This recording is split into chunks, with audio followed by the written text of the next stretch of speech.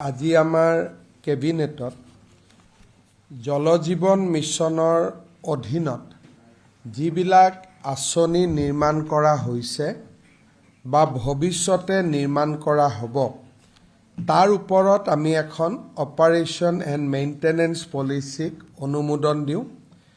ভাৰত চৰকাৰে জল জীৱন মিছনৰ আঁচনিসমূহ সমাপন কৰিবৰ বাবে আমাক আৰ্থিক অনুদান দিয়াৰ আগমুহূৰ্তত এই অপাৰেশ্যন এণ্ড মেইনটেনেন্স পলিচিখনৰ প্ৰয়োজন আছিলে। ৰাজ্য চৰকাৰে এই অপাৰেশ্যন আৰু মেইনটেনেন্স পলিচিখন আজি অনুমোদন জনোৱাৰ ফলশ্ৰুতিত অনাগত দিনত জল জীৱন মিছনৰ আঁচনিসমূহ আমি সম্প্ৰসাৰণ সমাপন কৰিবলৈ ভাৰত চৰকাৰৰ পৰা পাবলগীয়া যি পুঁজি আছে সেই পুঁজি পোৱাৰ পথ প্ৰশস্ত হ'ব। জল জীৱন মিছনৰ কাম কৰা ঠিকাদাৰকে ধৰি বহুত লোক চিন্তাত আছিলে যে আমি এই আঁচনিৰ ধন পাম নে নাপাম। ভাৰত চৰকাৰে আমাক কৈছিলে যে তোমালোকে ONM পলিচিখন পাছ কৰা, তেতিয়া আমি তোমালোকক পৰৱৰ্তী অনুদান দিয়াৰ কথা বিবেচনা কৰিম।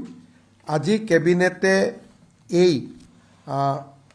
ONM পলিচি অপাৰেশ্যনেল মেইনটেনেন্স পলিচিখন অনুমোদন দিয়াৰ পিছত আমি এতিয়া যথেষ্ট আশাবাদী যে জল জীৱন মিছনৰ আঁচনি সম্পূৰ্ণ কৰিবলৈ ভাৰত চৰকাৰে আমাক প্ৰয়োজনীয় ধন আগবঢ়াব।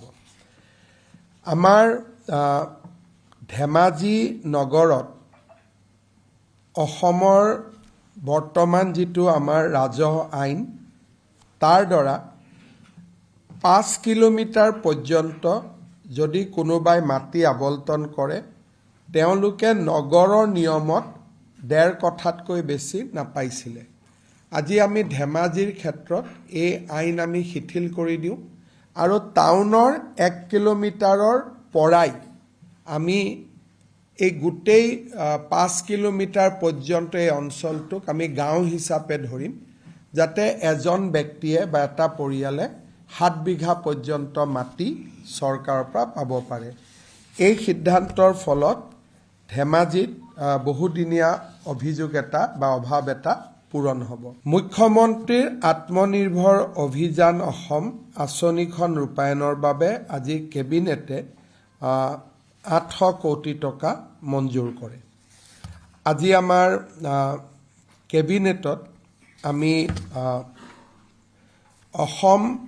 অষ্টম অসম পে কমিশ্যন, যিটো ৰাজ্যৰ চৰকাৰৰ কৰ্মচাৰীসকলক 1 জানুৱাৰী তাৰিখে আমি ঘোষণা কৰিছিলোঁ যে ৰাজ্যত আমি অষ্টম বিত্ত আয়োগ বা দৰমহা আয়োগ গঠন কৰিম। এই অষ্টম দৰমহা আয়োগখনক আজি আমি পূৰ্ণ ৰূপ দিওঁ। অসম চৰকাৰৰ অতিৰিক্ত মুখ্য সচিব অৱসৰপ্ৰাপ্ত সুভাষ দাস ইয়াৰ অধ্যক্ষ হ'ব। গুৱাহাটী ইউনিভাৰ্চিটিৰ অধ্যাপক ৰাতুল মহন্ত ইয়াৰ সদস্য হ'ব। বাকী আমাৰ বিত্ত বিভাগ, পাৰ্চনেল ডিপাৰ্টমেণ্ট, জুডিচিয়েল ডিপাৰ্টমেণ্ট আদিৰ কমিশ্যনাৰসকল এই আমাৰ আয়োগৰ সদস্য হ'ব।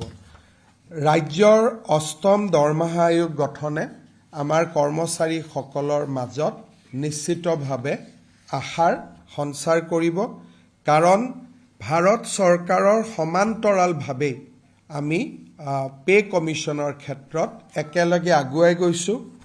ভাৰতত এতিয়ালৈকে কোনো ৰাজ্য চৰকাৰে পে কমিশ্যন গঠন কৰা নাই। অসম এই ক্ষেত্ৰত এখন অগ্ৰণী ৰাজ্য হিচাপে স্বীকৃত হ'ব। কৃষ্ণগুৰু আধ্যাত্মিক বিশ্ববিদ্যালয়ৰ কাৰণে আজি আমি সৰ্থেবাৰীত 100 বিঘা মাটিৰ আবণ্টন দিওঁ। তাৰোপৰি জৱাহাৰ নবোদয় বিদ্যালয় স্থাপনৰ বাবে শোণিতপুৰ জিলা, চৰাইদেউ জিলা আৰু কামৰূপ মেট্ৰ' জিলাৰ চন্দ্ৰপুৰত আজি আমি ভূমিৰ আবণ্টন দিওঁ।